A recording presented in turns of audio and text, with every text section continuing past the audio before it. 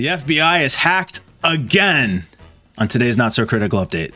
Like, not hacked on the Critical Update. We're going to talk about the FBI getting hacked on the Not So Critical Update now. Okay.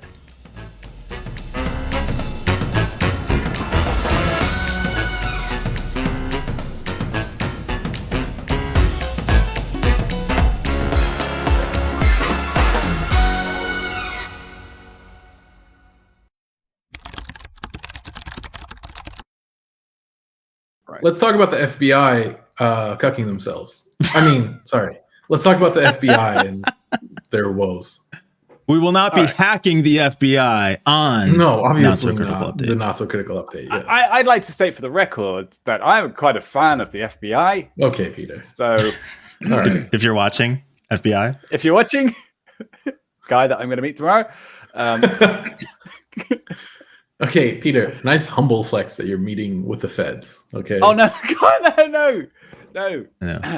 I mean, he is that Peter Lowe. Good thing. He is that Peter Lowe. I mean, in terms of prestige, it makes sense because it's like we have us, right, Mike? We're here with the rest of humanity, and then you have Peter. Well, this is why Peter's in the middle, so that as he demands privately, he can be the center of attention also on the show. Sure. He just allows us not to call him Mr. Lowe while we're recording.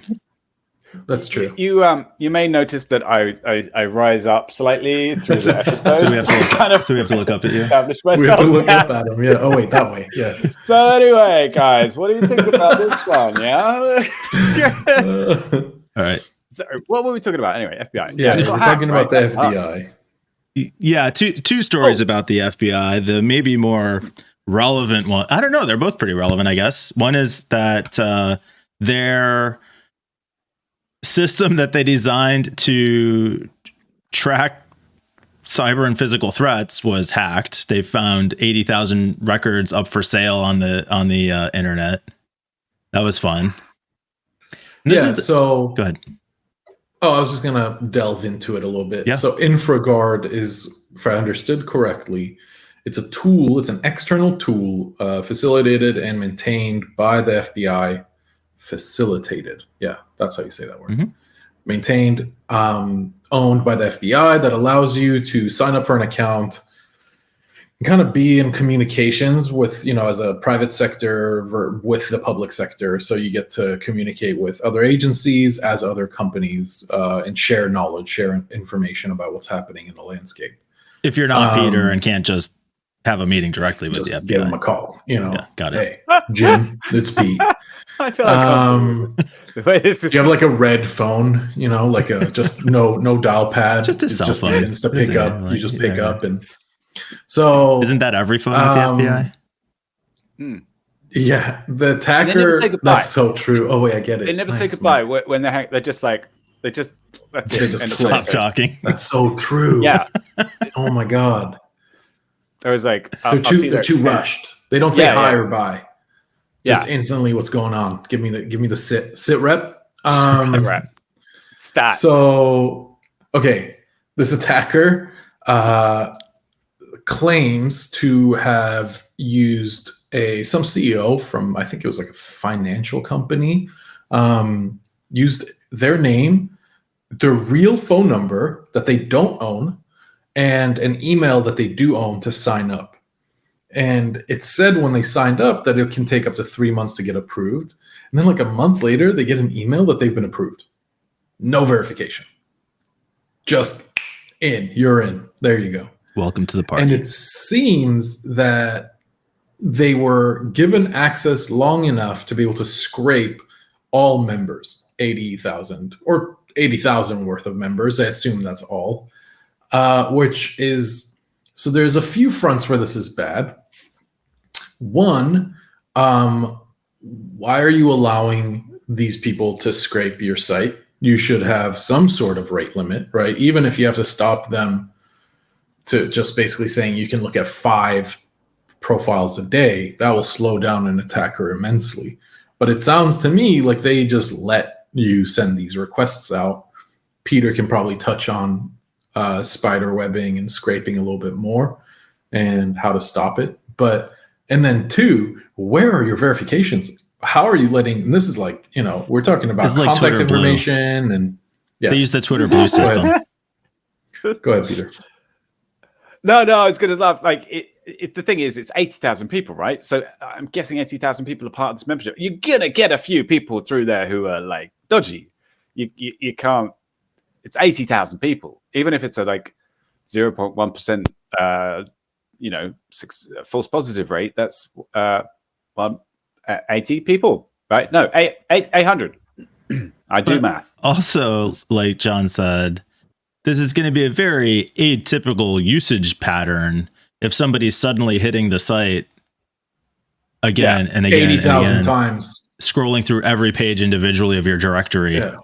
Yeah. So it's kind of like the FBI have gone through, and again, I'm a big fan of the FBI in general. It's kind of like the FBI go through this sort of social network startup trouble. They've got 80,000 people sign up, and they're like, "Oh, hey, we need a content moderation team. We need to put rate limiting in there." So, Peter, what's rate limiting, Steve?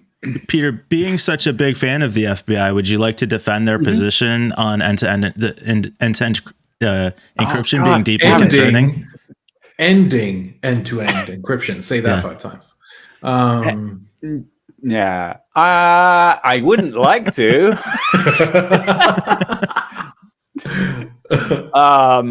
But since I'm meeting with Agent X tomorrow, I suppose I could play devil's advocate. Oh, you are easy to buy. They're law enforcement. Yeah, I know. Come on, just one meeting. Wow. Yeah. No lunch. They're law enforcement is what you expect from them. Every law enforcement agency wants to have a backdoor into end-to-end encryption. But they get to keep end-to-end encryption, right? Well, of course. Not very well, apparently. No, I guess not. Oops. By the way, if there's anybody from the FBI watching, we highly recommend that you like and subscribe. Subscribe to the channel for more balanced viewpoints on some other law enforcement related topics. This story isn't just about the FBI. The other side of it is Apple. It was in response to Apple announcing that they're bringing end-to-end encryption to more iCloud data services, including, according to the article, device backups, messages, photos, and more. So here with Apple, you kind of a mixed bag, right? Like, we want to give them credit. They're doing something that we want them to do, fine. But we just did a story last week about how they helped suppress the protests in China and are moving their manufacturing because they can get cheap labor someplace else. So they're not heroes. They're serving their own interest, obviously. But if they're doing what we want them to do, then okay, I guess.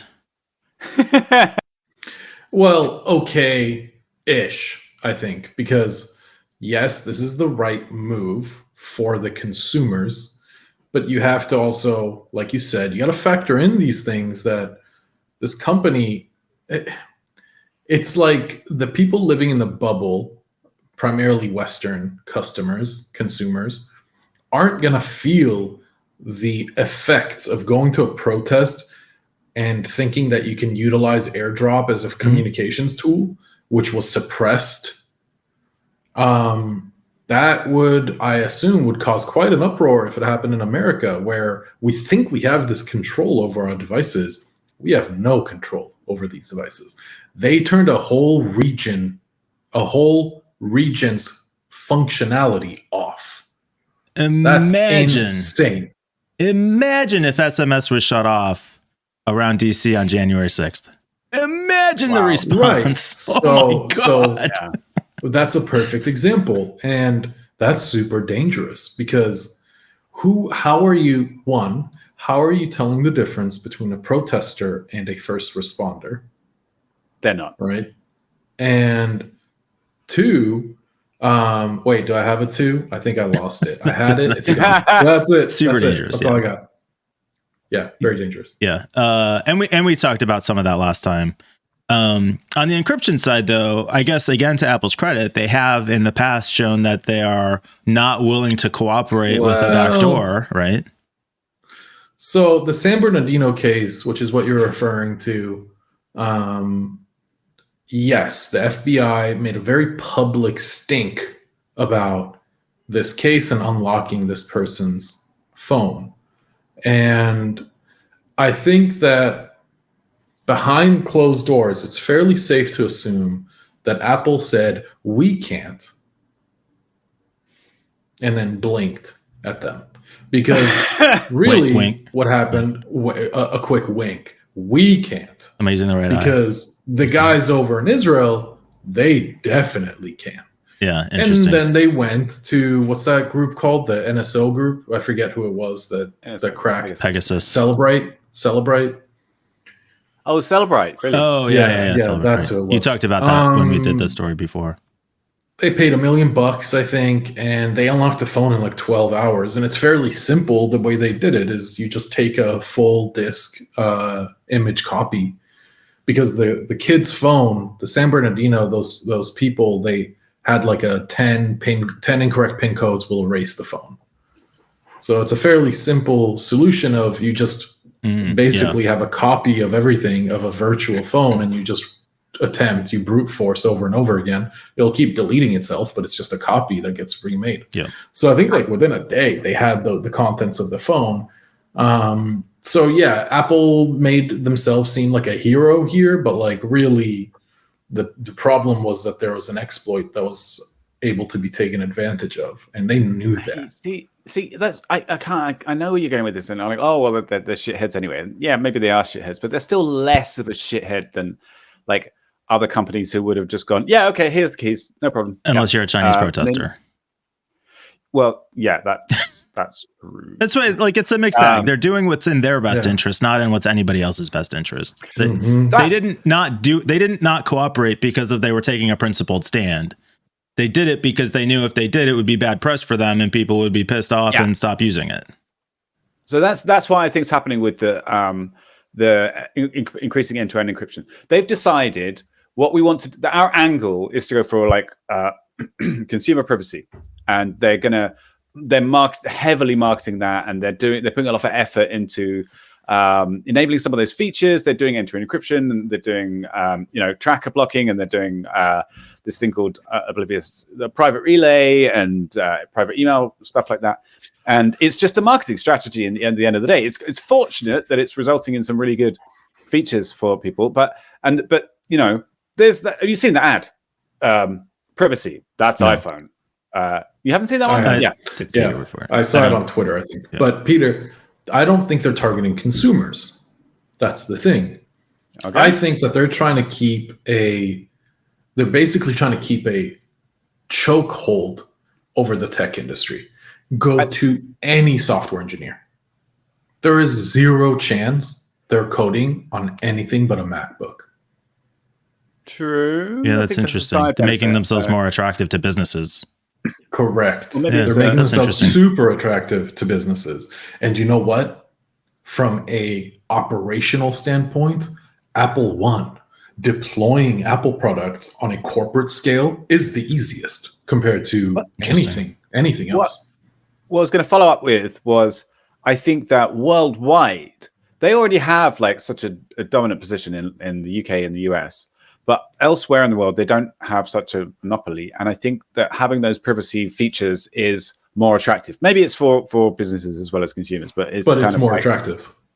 Yeah, because Android is just basically, nothing on there. Really. Well, unless you get it from the source. Google has some crazy protections in place on their devices.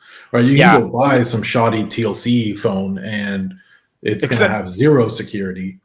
Except for the fact that their root certificate passphrase got leaked recently. I don't know if you guys heard about this. No. Well, wasn't it? No, it was. I thought it was some kid figured out a bug for the passphrase to get past it. Get past the lock screen. It's no. This is something different. So all the signed APKs, the signed binaries for Android are officially, there's one root certificate that is used to generate other certificates which are used to sign these binaries and to make it an official Google product. And that was leaked. So Peter, I think we're going to be actually that fits pretty well with the article we're going to do tomorrow about where we're going to hammer Apple again. If I could summarize today's story, I think what I would say is to the FBI, get off end-to-end encryption's dick and mind your own business. And to Apple, thank you for end-to-end encryption and fuck you for China. Thank you. Thank you very much. All right. Okay, cool. So let's come back tomorrow and finish beating up on Apple.